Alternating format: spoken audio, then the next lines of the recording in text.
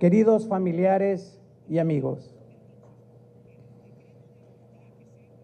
recibir este premio de mis colegas economistas es un inmenso orgullo para mi familia y para este servidor, porque proviene de mi gremio, el que he tenido la fortuna de dirigir en el pasado y con el cual me he identificado en sus luchas y logros.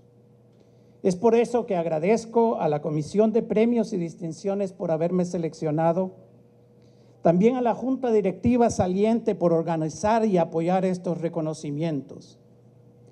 Extensivo mi agradecimiento a Donaldo y Santa Ochoa, de quienes partió la iniciativa, que luego acompañaron varios colegas para nominarme a este premio. También expreso mi gratitud a mis familiares y amigos que con su cariño y amistad me acompañan esta mañana, mi reconocimiento por confiar y apoyar mis actividades profesionales. Me permito felicitar a un maestro de generaciones como es el licenciado Feliciano Herrera, una de las personas que mejor conoce las finanzas públicas de Honduras por su larga y fructífera participación como funcionario en la Secretaría de Finanzas de nuestro país y por el premio recibido. Para él, mis más sinceras felicitaciones. A Belia Giselle, estudiante que no tenía el gusto de conocer, pero que hoy recibe un premio por su brillante desempeño como estudiante de economía, la invito a seguir en ese camino de estudio hasta alcanzar los objetivos que se ha propuesto como profesional.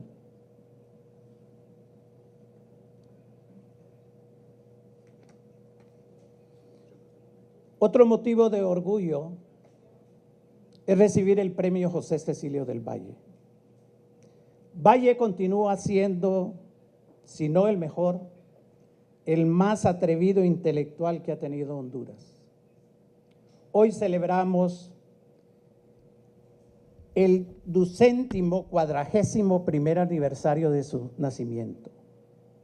Poseedor de una cultura enciclopedista, con una biblioteca excepcional para su época, actualizado y en contacto con pensadores destacados del continente americano y de Europa, José Cecilio del Valle fue muestra viviente del potencial del hondureño para el cultivo del pensamiento.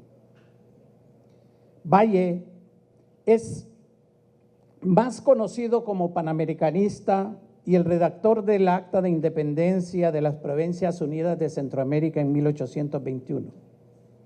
Pero su sólida formación económica amerita considerarlo como el primer economista de esta pequeña porción de América. Valle discutió con propiedad las ideas vanguardistas de su época, como las del socialista utópico Saint-Simon, o de los considerados padres del pensamiento económico moderno como Smith, Ricardo, Bentham, Say. Al igual que hoy se pregunta cualquier estudioso de la economía, Valle se interrogaba: ¿por qué hay países de abundancia y lugares de miseria? ¿Por qué se estanca la riqueza en uno o dos puntos y no se distribuye por todos? ¿Por qué hay pobres y ricos? Este es el problema grande de la economía política, decía Valle. Se refería entonces al tema del origen y de la distribución de la riqueza. Al igual que los clásicos de la economía, Valle consideraba el trabajo como el origen de toda riqueza y lo denominaba el principio de la escala inmensa de valores.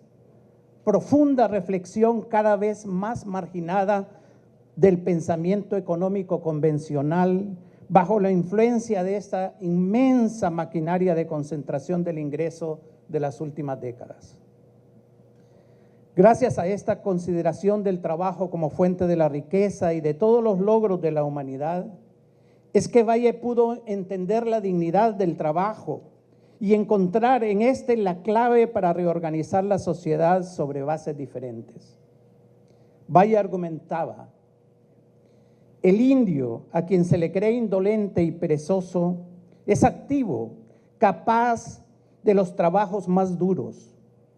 Sus brazos son los que rompen las montañas y pulverizan peñas para que saquen el oro y la plata que exporte el comercio. Sus manos son las que han hecho de esos millones que suponen cantidad de trabajo. Si de las manos del indio, del obrero, surge la riqueza, ¿cómo explicar entonces su condena a la condición de miseria y marginalidad en la que ha vivido? Dignificar el trabajo significaba para Valle replantear los valores de la sociedad, colocarlo en sitial de honor como rasero y faro para evaluar e iluminar la sociedad del futuro, una sociedad basada en la igualdad ante la ley y la justicia social. Los hombres son libres, los hombres son iguales ante la ley, decía Valle. Ningún hombre es dependiente de otro hombre, ningún hombre es obligado a otro hombre, sino cuando él mismo ha querido obligarse. Así, en una sociedad de iguales, si han de surgir diferencias, serán las debidas al trabajo y a los usos del mismo, pero el trabajo como tal deberá ser respetado y considerado valor supremo para darle a cada quien el merecimiento propio en la sociedad. Con relación al estudio de la economía, Valle argumentaba, no hay en lo económico, no hay en lo político verdades absolutas que abracen sin modificación todos los siglos y todos los países. Cada una de ellas es relativa a los tiempos y lugares y a las circunstancias y posiciones particulares de los pueblos. Contrasten, colegas, esta idea con el dogmatismo que hoy en día se enseña en las aulas del pensamiento económico convencional dominado por la doctrina neoclásica. Además, qué bien le caería al Fondo Monetario Internacional y a otros organismos financieros internacionales detenerse en estas reflexiones de Valle para dejar de imponer al mundo en desarrollo recetas estandarizadas que antes de afianzarse en las realidades de los pueblos se han originado en sofisticados modelos econométricos llenos de supuestos ceteris paribus con el que más tarde se esconden los fracasos. El papel del economista es uno de los más complejos del mundo. Los economistas mismos nos hemos encargado de llenarlo de misterios y de inocultable arrogancia. Investigaciones en países en desarrollo muestran que los economistas son los menos que se interesan por conocer las investigaciones y reflexiones de otros colegas de ciencias sociales. La arrogancia ha llegado al extremo en algunos de elevar el postulado de la racionalidad del consumidor y su modelo de elección racional propio de la economía ortodoxa neoclásica a postulados universales. El Premio Nobel de Economía de 1992, Gary Becker, es uno de los que se atrevió a extender el método de análisis neoclásico a cambios propios de estas disciplinas. Así que el mismo sería aplicable a todo el comportamiento humano, a toda clase de decisiones y a personas de toda condición. Esto explica por qué el texto de Bernanke y Frank, Principios de Economía, enseña que los principios básicos de la tal disciplina, derivados todos del postulado de la racionalidad del consumidor, o sea, los principios de escasez, del coste de beneficio y de los incentivos, valen tanto para el economista como para quien desea observar cualquier fenómeno del comportamiento humano y hasta de la naturaleza misma. Así, el principio de coste-beneficio puede ayudar a un biólogo a entender por qué en cierta especie de animales es de mayor tamaño el macho que la hembra, o por qué Eva compartió su manzana con Adán, o por qué toda sociedad siempre habrán ricos y pobres. Como lo han calificado muchos pensadores sociales, esta es una clara pretensión del imperialismo de tan solo una pequeña porción de las doctrinas económicas, una pretendida hegemonía científica que eleve el principio de racionalidad humano, bien sea psicológico, bien sea la sociología, la psicología, la demografía, geografía y, ¿por qué no?, hasta la biología, química y física. Pero el resto de mortales no se queda callado. Lo más sutil de las venganzas a las pretensiones de algunos economistas provienen del humor popular. ¿Cuántos de ustedes habrán escuchado expresiones como la economía es el único campo en el que dos personas pueden obtener el premio Nobel por decir uno exactamente lo contrario del otro? ¿Por qué creó Dios a los economistas? Para que los pronósticos del tiempo nos pareciesen buenos. Los estudios de economía suelen revelar que el mejor momento para comprar algo fue el año pasado. No es cierto que las mujeres se casen por interés, todas lo hacen por el capital. Un economista es un hombre que domina 100 formas de hacer el amor, pero que no conoce a ninguna mujer. Pero también tenemos economistas con otras orientaciones y muchas críticas. Entre ellos, Frank Hinkelamer, fundador del posgrado centroamericano de Economía de la Universidad Nacional Autónoma, quien escribió sobre las orientaciones ortodoxas el libro Las armas ideológicas de la muerte. Manfred Max Neff, que escribió Desarrollo a escala humana, La economía desenmascarada, El asesinato de la economía, o los libros de John Perkins, Confesiones de un sicario económico, y Dante Urbina, Economía para herejes. Por ejemplo, este último autor ha llevado a afirmar que los mitos teóricos de moda entre los economistas han creado monstruos reales, es decir, maquinarias de pensamiento y política que, como las guerras, matan a millones. Es más, entre los economistas pululan auténticos sicarios que, a decir de Perkins, son gánsteres económicos profesionales generosamente pagados, que desde posiciones privilegiadas como lo de los organismos financieros internacionales canalizan la llamada ayuda al desarrollo a las arcas de las grandes corporaciones y a los bolsillos del puñado de oligarcas que contratan los recursos del planeta. Son colegas nuestros, vendedores hábiles y oportunistas que, al igual que compatriotas, venden pastillas de harinas, recetan a mansalva sus políticas económicas como cura de los padecimientos productivos y fiscales de cualquier planeta. En breve, nuestro oficio conlleva una responsabilidad enorme. La advertencia del Valle sobre los peligros del pensamiento absolutista debería servirnos de recursos e inspiración para alimentarnos de más curiosidad y humildad intelectual, para considerar otras maneras de interpretar el mundo y para sopesar las inmensas consecuencias sociales de nuestras intervenciones económicas. Con eso paso a compartir con ustedes otra preocupación, la de nuestra situación económica actual. Desde los ámbitos del gobierno y del Fondo Monetario Internacional la semana pasada, lo escuchamos. Gracias.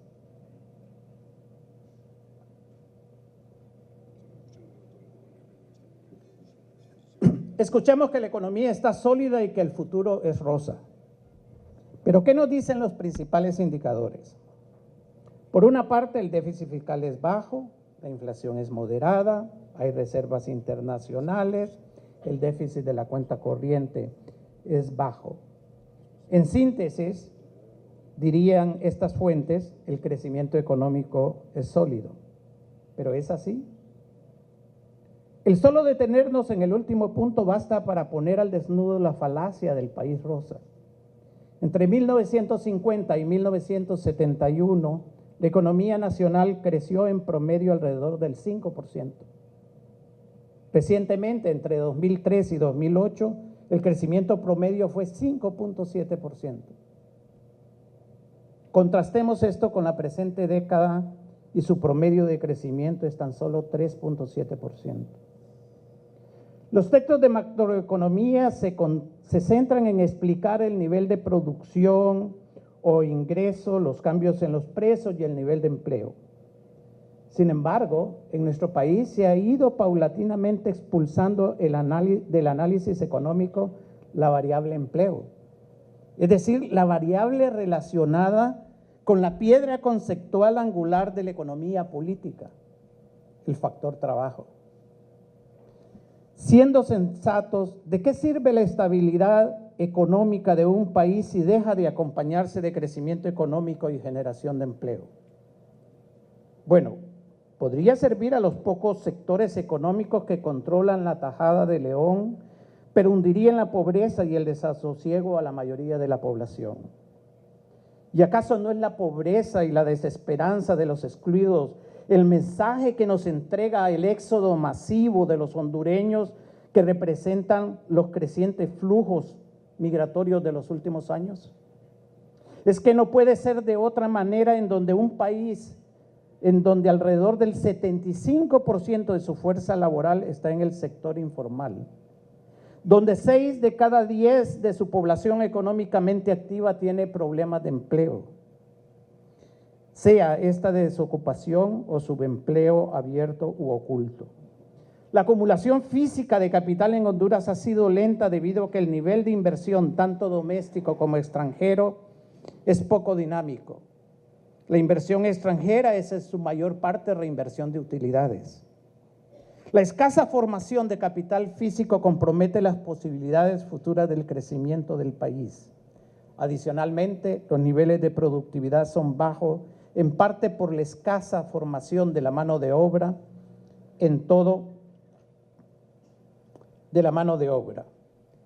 Todo en su conjunto genera la persistencia de la pobreza, que es uno de los rasgos sobresalientes y vergonzantes del país.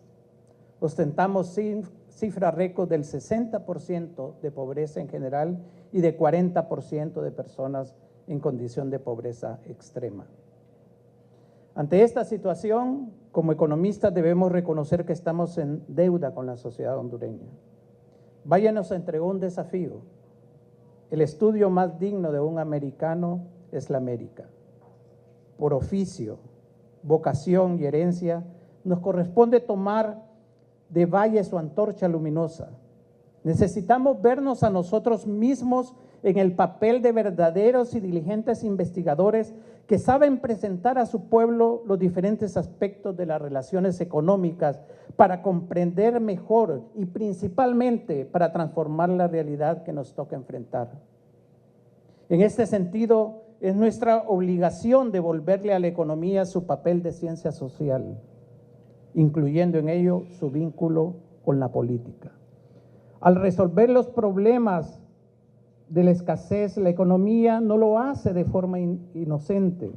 No es el milagro que entrega lluvias igual para todos los techos. La economía es política porque produce resultados desiguales. Beneficia a unos y perjudica a otros. El dilema está en cómo conseguimos el beneficio se maximice entre todas las clases y estamentos de la sociedad para que los perjuicios dañen a los menos y que aún estos puedan conseguir razonable compensación. Este es un dilema de los economistas, aunque no lo quiera así la ortodoxia dominante, pero quien tal preocupación es traducida en una confianza ciega en el mercado. En contradicción a la petulancia de la economía ortodoxa, la nuestra es más un arte que una ciencia exacta natural. Así como Pierre Bourdieu, el destacado pensador francés, lo dice para la sociología, a la que humildemente considera un oficio, también en economía necesitamos un baño real de modestia sincera. Como ha dicho el colega chileno-alemán Manfred Max Neff, los economistas neoclásicos exhiben un claro complejo ante los físicos. Es la misma enfermedad que inyectó el positivismo en el nacimiento de casi todas las disciplinas sociales. Pero estas pronto superaron su pecado de origen. Más, ¿qué pasó con la economía? Tal vez la cercanía de connotados economistas con la esfera de poder facilitó el rendimiento de nuestra disciplina a las conveniencias del momento, al confort del pensamiento crítico. Pronto la ortodoxia económica se impuso y abrió el olvido de que la economía es producto de relaciones humanas, individuales y colectivas. Dejaron de entrever que los mercados existen porque las personas o grupos adquieren una posición en el mismo. Bien, sea tanto como oferentes de trabajo, como productores, como gobierno o como financistas. Olvidaron, como dijo Galbraith, que el comportamiento egoísta y altruista coexisten en toda mente humana, que privilegiar el egoísmo, si bien justifica el comportamiento salvaje de ciertos actores económicos, impide vislumbrar las potencialidades del altruismo para resolver los límites de la escasez y los mercados.